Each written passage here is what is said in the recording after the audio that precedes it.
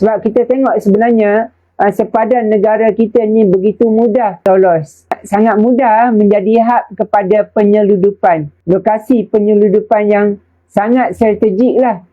Tengok yang apa yang berlaku baru-baru ini, bagaimana penolong juruterbang ini boleh menyeludup 25 kilogram dadah.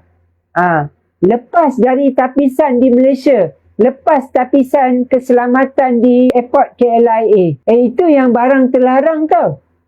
Bayangkan bagaimana ayam ini, ayam sejuk beku yang diimport dengan sijil halal yang dipalsukan. Of course lah lebih mudah untuk diseludup dan dibawa masuk dari sempadan. Dan perkara ini bukan baru berlaku sehari dua tau. Saya nak beritahu.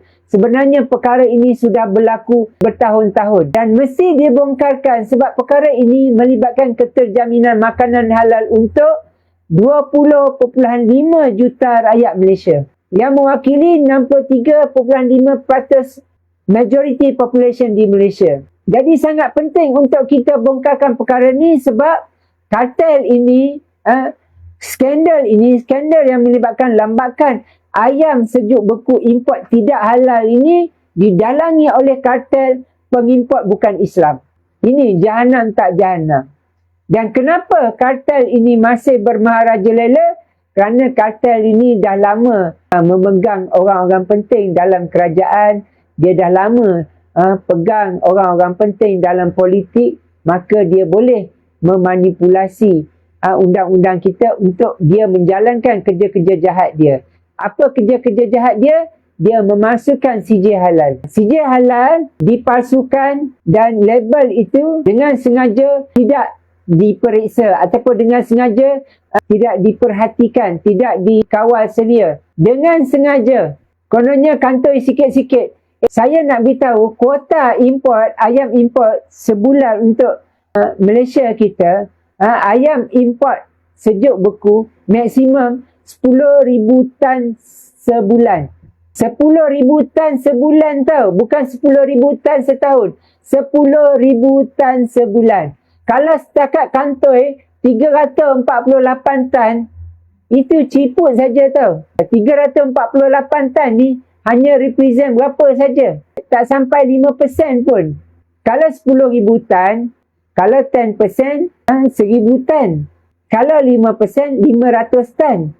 Jadi tak sampai 5% pun. Yang kantoi itu tak sampai kuota 5% sebulan. Which is very small. Sedangkan kita percaya kartel ini sangat bermaharajalela dan sangat berkuasa dan kita mesti bongkarkan.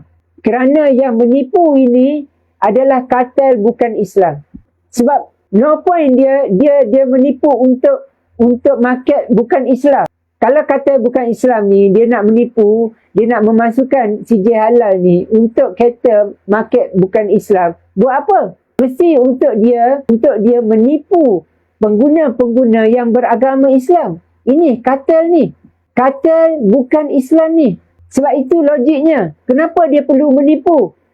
Sebab market yang lebih besar adalah market pengguna-pengguna Islam. Jadi no point kalau dia jadi pengimport yang besar, kalau dia tak boleh cater kepada market yang paling besar iaitu market pengguna Islam. Jadi kita nak tahu kenapa pula persoalannya yang kita nak timbulkan ialah kenapa kita sebagai negara majoriti Islam perlu bergantung kepada pengimport bukan Islam untuk mengimport ayam sejuk beku untuk kita. Kenapa kita tak boleh pastikan urusan import ayam sejuk beku ini mestilah diberikan kepada majoriti umat Islam lah. Kenapa yang bukan Islam ni boleh diberikan hak untuk mengimport urusan makanan yang penting untuk umat Islam? Seperti ayam import sejuk beku ni.